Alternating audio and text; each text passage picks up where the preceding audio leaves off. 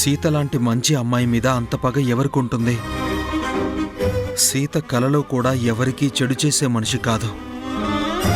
అలాంటి మనిషి అయితే ప్రియ అమ్మ అన్నంత మాత్రాన దగ్గరవదు. పసిపిల్లల్ని అంతలా చేరదీసే వాళ్ళకి పగ ప్రతీకారాలతో నిండిన మనసుండదని ఒక డాక్టర్గా నాకు తెలుసు. అందుకే నాకెందుకో అనిపిస్తోంది సీతకి తెలియకుండా సీత విషయంలో ఇంకేదో జరుగుతుందని. నాకు అర్థమైంది బ్రో. వర్ష మీద ఇంత పంతం ఉండే వ్యక్తి ఎవరో నాకు తెలుసు.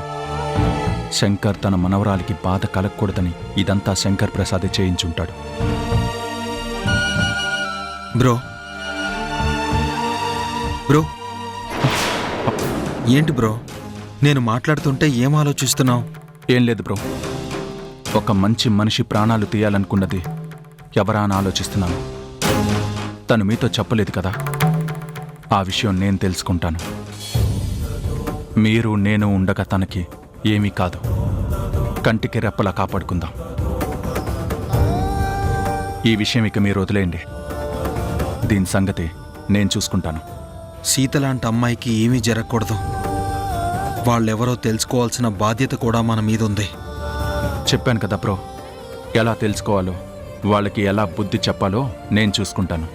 ఈ విషయం మీరు వదిలేయండి, నేను చూసుకుంటాను కదా.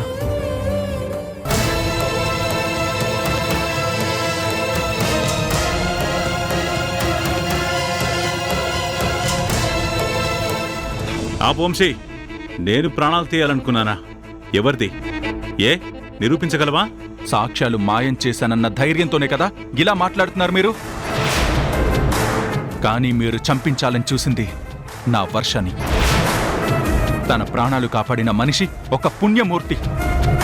ఆ రోజు ఆవిడే రాకపోతే ఈ రోజు నా వర్ష నాకు దూరమై ఉండేది. ఇది మీరు చేసిన పని కాదా? వర్షని చంపేస్తే నేను సమంతకి దగ్గరవుతానని ఇదంతా మీరు ప్లాన్ చేశారు కదా.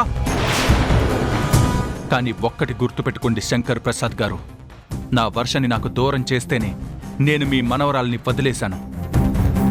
అలాంటి వర్షని చంపించేస్తే నేను మీ సమంతకి దగ్గరవుతానని ఎలా అనుకున్నారు? వర్షకి అన్యాయం చేసిన వారిని వదిలిపెట్టనని మీరు తెలుసుకోండి. ఏంటి ఏం మాట్లాడుతున్నావు వంశీ? వర్షం నేను చంపించడం ఏంటి? ఆ అవసరం నాకు లేదు. మీకెలాంటి అవసరం ఉందో, మీరు ఎంతకి దిగజారుతారో నాకు బాగా తెలుసు. నేను వర్షని ప్రేమించాను అన్నప్పుడే నా ప్రేమకు సపోర్ట్ చేసినట్టు నటించారు. కానీ ఏం చేశారు? చివరికి మీరు మీ మనవరాలతో నాటకం ఆడి నా వర్షని నేనే అనుమానించేలా చేశారు. మీ మనవరాలి మెల్లో నాతో తాళి కట్టించారు. కానీ పైన దేవుడనేవాడు ఒకడున్నాడు కదా, అందుకే మీ కుళ్ళు కుతంత్రాన్ని బయట పెట్టాడు. మీ మనవరాలి నోటు నుండే నిజం చెప్పేలా చేశాడు. నేను కట్టిన తాళి తన మెడలో ఉందేమో కానీ నేను ఎప్పటికీ తన పక్కన ఉండను అని మీకెన్నోసార్లు చెప్పాను. అయినా మీరు నా మీద ఎంత కోపాన్ని పెంచుకున్నా భరించాను, సహించాను. ఇదే లాస్ట్ అండ్ ఫైనల్ వార్నింగ్.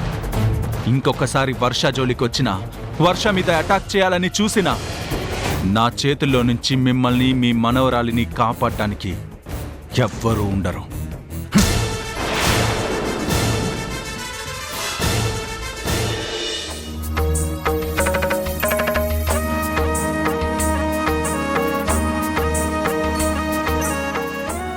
అమ్మమ్మా,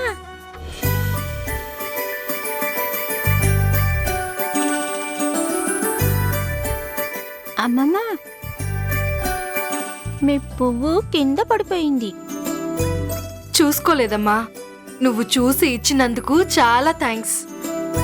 చూసుకోవాలి కదా అమ్మమ్మ. దేవుడి దగ్గర పువ్వు తలలో పెట్టుకున్నారు, అది కింద పడిపోయింది. అలా పడిపోకూడదు, పాపం. నువ్వు ఇంత చిన్న పిల్లవు కదా, ఈ విషయం నీకెవరు చెప్పారు? మా అమ్మ చెప్పిందమ్మమ్మ. గుడికొచ్చినప్పుడు ఎలా ఉండాలో, స్కూల్లో ఎలా చదువుకోవాలో, ఇంట్లో ఎలా ఉండాలో ఇవన్నీ నాకు అమ్మ నేర్పించింది. అవునా? మీ అమ్మ ఎవరో కానీ చాలా గొప్ప వ్యక్తమ్మా. అవునంటీ, మా అమ్మ చాలా మంచిది. నేనంటే తనకి ఎంత ఇష్టమో నన్ను కంటికి రెప్పలాగా చూసుకుంటుంది. బావుందమ్మా. ఇవన్నీ చూస్తుంటే మీ అమ్మని చూడాలనిపిస్తుంది. ఇంతకీ మీ అమ్మ ఎక్కడుంది? ఇక్కడే ఉందంటీ. ప్రసాదం తీసుకురావడానికి వెళ్ళింది. నేను మీకు పరిచయం చేస్తానే, మీరిక్కడే ఉండండి.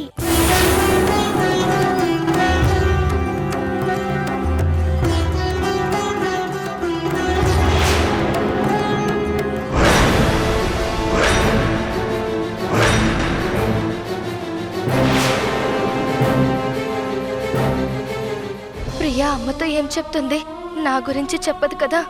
అయినా నా పేరు వర్ష అని ప్రియకి తెలియదు కదా. సీత అని చెప్తుంది. సీత ఎవరో అమ్మకి తెలియదు కదా. ఇప్పుడు నేను ప్రియ దగ్గరికి ఎలా వెళ్ళాలి?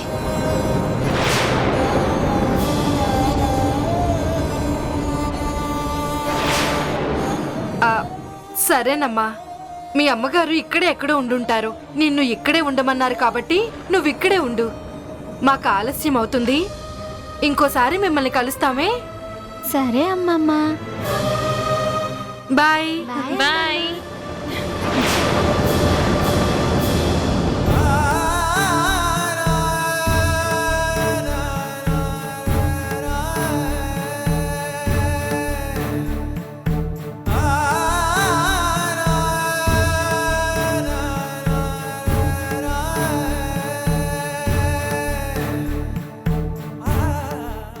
అమ్మా, ఇంతవరకు ఎక్కడికి వెళ్ళిపోయావు? నీకు అమ్మమ్మ వాళ్ళని పరిచయం చేద్దామనుకున్నాను తెలుసా?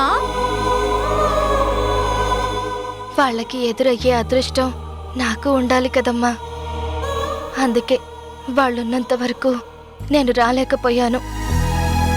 సరే, మనం వెళ్దాం పద. రా.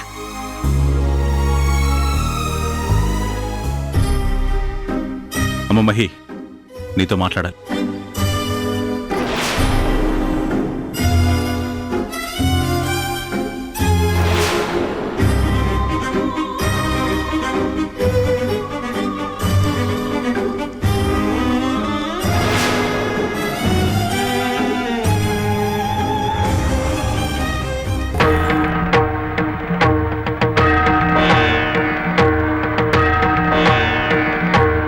ఏంటన్నయ్యా, ఏమైంది? ఆ మాట నేను నిన్ను అడుగుతున్నాను. వర్షకేమైంది? మాట్లాడవేంటి మహి? వర్షకేమైంది? నువ్వు నాకేం చెప్పావు? అక్కడేం జరిగింది? నాకు నిజం చెప్పు.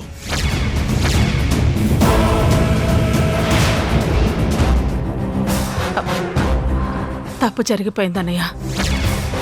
ఆ వర్షాన్ని సమంత జోలికి రావద్దని చెప్పించాలనుకుని నేను ప్రయత్నించాను. ఆ విషయం మీకు తెలుసు కదా. నాకు తెలిసింది అడగట్లేదు, అక్కడ జరిగిందేంటని అడుగుతున్నాను. దానికి మాత్రం సమాధానం చెప్పు. అదే అన్నయ్య, వాళ్ళు గట్టిగానే చెప్పారంట. కానీ అదే సమయానికి వర్ష వాళ్ళకి ఎదురు తిరిగిందంట.